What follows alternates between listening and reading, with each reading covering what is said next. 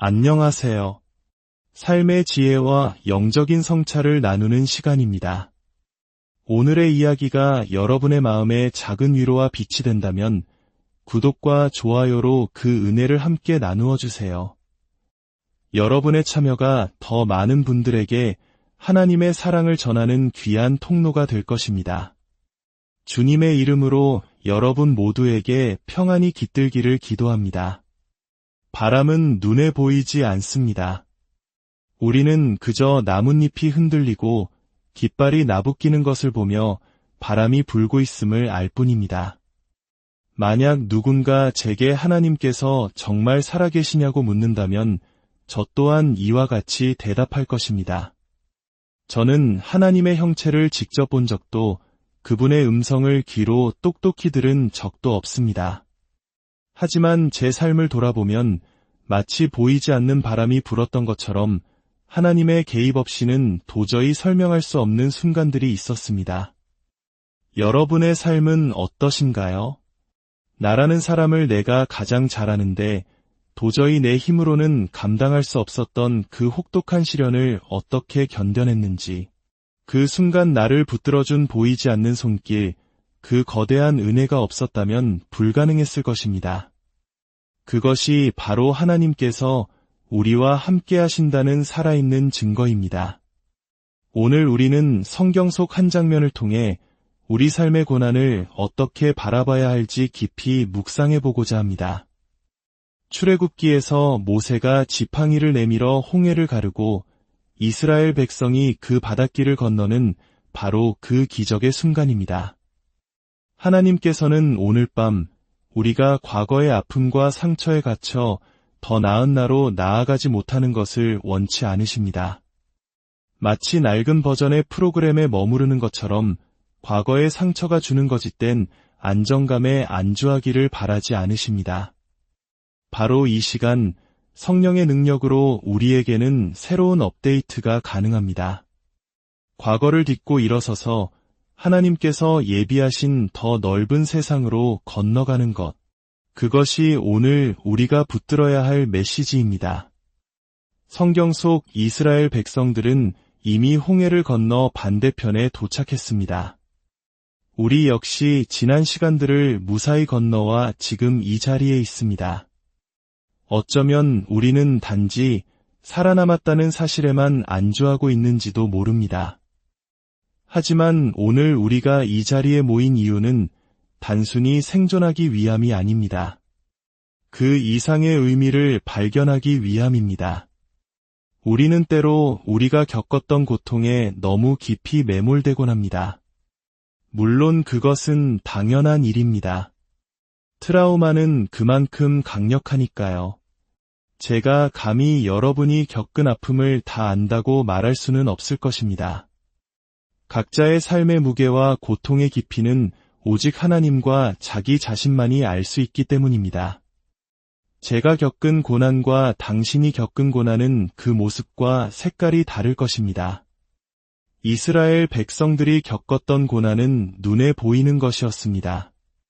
양옆에 거대한 물벽이 서 있고 뒤에서는 애국 군대가 추격해오는 모두가 볼 수 있는 극적인 위기였습니다. 만약 우리의 모든 고통이 다른 사람들의 눈에 보인다면 어쩌면 조금은 더 쉬울지도 모릅니다. 사람들이 우리의 아픔을 보고 가엾게 여겨주며 조금 더 친절하게 대해주고 위로의 말을 건넬 테니까요. 당신이 겪은 일을 내가 겪었다면 나라도 저렇게 힘들었을 거예요. 라는 공감을 받을 수 있다면 말입니다. 하지만 우리가 지난 한 해 동안 견뎌온 폭풍우 중에는 다른 사람들은 전혀 볼 수 없는 것들이 훨씬 더 많았습니다. 육체적인 질병이나 실직과 같은 고통은 눈에 보입니다. 남편이 암투병을 하고 있다는 사실을 알게 되면 주변 사람들은 함께 기도해주고 도우려 애씁니다. 직장을 잃었다는 소식이 알려지면 때로는 부끄럽기도 하지만 동시에 사람들의 위로와 실질적인 도움을 받기도 합니다. 하지만 정말 힘든 것은 내가 겪고 있는 고통을 다른 사람에게 명확하게 설명할 수 없을 때입니다. 홍해의 기적처럼 눈에 보이는 거대한 사건이 아니라 내면 깊은 곳에서 조용히 나를 잠식하는 것들 말입니다. 혹시 그런 경험 없으신가요? 내가 지금 무엇 때문에 힘든 건지 나조차 알 수 없는 막막함.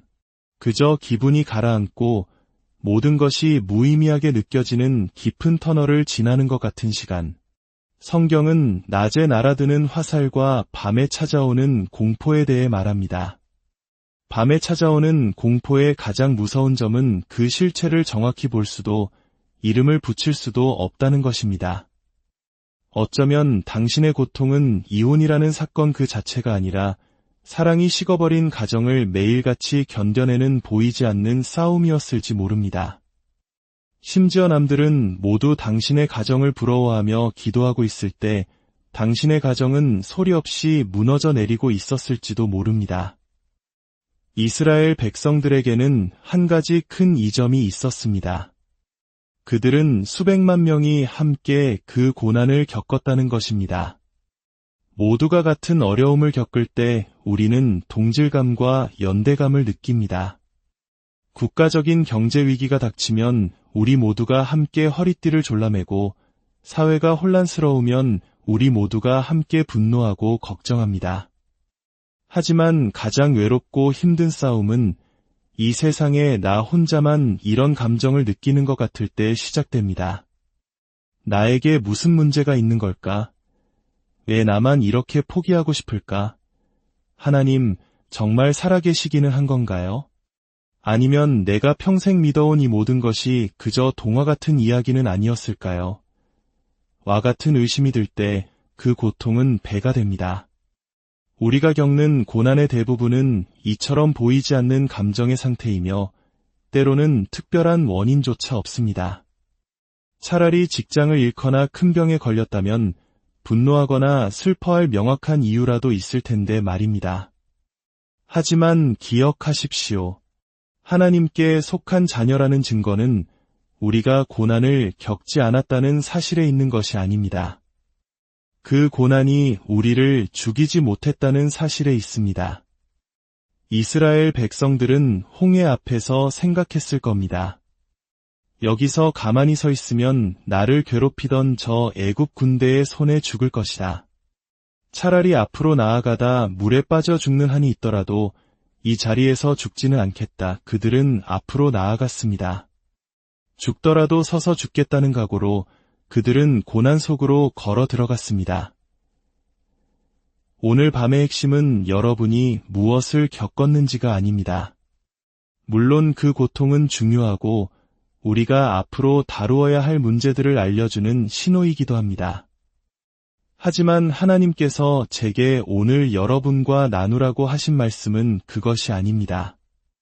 하나님께서는 말씀하셨습니다. 내가 설교의 절반쯤에서 그들이 무엇을 겪었는지에 대한 이야기에서 그들이 그것을 겪어야만 했는지로 관점을 전환하라. 다시 성경의 장면으로 돌아가 봅시다. 이스라엘 백성들의 오른쪽에도 왼쪽에도 거대한 물벽이 서 있습니다. 그들의 적이었던 애굽 군대에게는 그것이 함정이었지만 하나님의 백성에게는 그것이 길이었습니다. 이제 그들은 무사히 반대편에 도착했습니다. 상식적으로 생각하면 이제 뒤도 돌아보지 않고 도망쳐야 할 때입니다. 그런데 하나님께서는 모세에게 아주 이상한 명령을 내리십니다. 그리고 그 명령은 오늘 밤 하나님께서 여러분에게 하시고자 하는 말씀이기도 합니다. 하나님은 말씀하십니다. 모세야, 내 손에 들린 그 지팡이를 잡아라. 내가 과거에 애굽 사람을 죽이고 광야로 도망쳐 숨었던 너의 실수를 상징하는 그 지팡이, 동시에 나일강을 피로 물들게 했던 너의 잠재력과 나의 능력을 상징하는 바로 그 지팡이를 들어라. 그리고 내가 애굽을 떠나기 전에 내가 막 지나온 그 바다를 향해 그 지팡이를 다시 내밀어라. 그럴 때 너는 내가 왜 그 고난을 겪어야만 했는지 그 목적을 깨닫게 될 것이다. 하나님께서 오늘 여러분을 이 자리에 부르신 이유가 바로 여기에 있습니다. 믿음으로 이 말씀을 받는 모든 분들에게 적용될 줄 믿습니다. 하나님께서는 여러분이 겪은 그 고난을 사용하기 원하십니다. 그런데 놀라운 사실은 사탄 역시 여러분이 겪은 그 고난을 사용하기 원한다는 것입니다. 이제 선택의 순간은 우리에게 달려 있습니다. 당신은 당신이 겪은 그 고난을 하나님께서 사용하시도록 내어드리겠습니까? 밤새도록 수백만 명의 백성을 이끌고 언제 무너져 내릴지 모르는 물벽 사이를 통과한 모세를 상상해 보십시오. 그들은 얼마나 빨리 그 초자연적인 죽음의 터널을 통과했을까요? 마침내 반대편에 도착했을 때 하나님께서 말씀하십니다. 멈추어라. 한 걸음도 더 나아가기 전에 내가 방금 지나온 그 고난을 향해 너의 손을 다시 뻗어라. 내가 건너온 그 물은 너를 파괴하기 위해 보내진 것이 아니었다. 제가 한 가지 말씀드려도 될까요? 올해 당신을 두렵게 했던 모든 일이 사탄의 소행은 아니었습니다. 당신을 눈물 흘리게 했던 모든 것이 악한 영의 계획이 아니었습니다. 당신의 마음을 아프게 했던 모든 것이, 당신이 잃어버렸던 모든 것이, 당신의 계획대로 되지 않았던 모든 일이 사탄으로부터 온 것이 아니었습니다. 당신을 향했던 어떤 시련들은 당신을 파괴하기 위한 것이 아니었습니다. 당시에는 그것이 나를 죽일 것처럼 느껴졌을 겁니다. 다시는 행복해질 수 없을 것 같았고 모든 것을 버리고 떠나고 싶었을 겁니다. 다시는 그런 사랑, 그런 열정, 그런 감정을 느끼지 못할 것이라고 생각했을 겁니다. 그 순간에는 나를 죽일 것만 같았던 그 고통이 사실은 나를 파괴하기 위한 것이 아니었습니다. 그리고 당신이 용기를 내어 당신이 지나온 그 고난을 향해 손을 뻗을 때 바로 그 고난이 당신을 과거의 상처와 원수들로부터 구원할 것입니다. 생각해 보십시오. 나를 죽일 수도 있었던 그 시련이 나를 죽이지 못했습니다. 나는 그 고통 속에서 주저앉아 죽을 수도 있었지만 그러지 않았습니다. 나는 마음이 무너지고 정신을 잃을 수도 있었지만 그러지 않았습니다. 오늘 메시지의 핵심은 이것입니다. 당신을 파괴하지 못한 그 모든 고난을 이제 하나님께서 당신을 구원하는 도구로 사용하실 것입니다. 성경은 분명히 말합니다. 당신이 바로 이 순간, 이 시점에서 멈추어 서서 당신이 겪었던 그 고난을 향해 손을 뻗는다면 그 고난은 더 이상 당신을 죽이는 독이 아니라 당신의 원수를 물리치는 강력한 무기가 될 것입니다. 사랑하는 여러분, 오늘 이 시간 여러분이 지나온 모든 고통의 길 위에 하나님의 놀라운 목적과 은혜가 함께하기를 기도합니다. 여러분의 과거가 더 이상 상처가 아닌 여러분을 더 강하게 만들고 마침내 구원하는 하나님의 도구가 되기를 주님의 이름으로 축복합니다.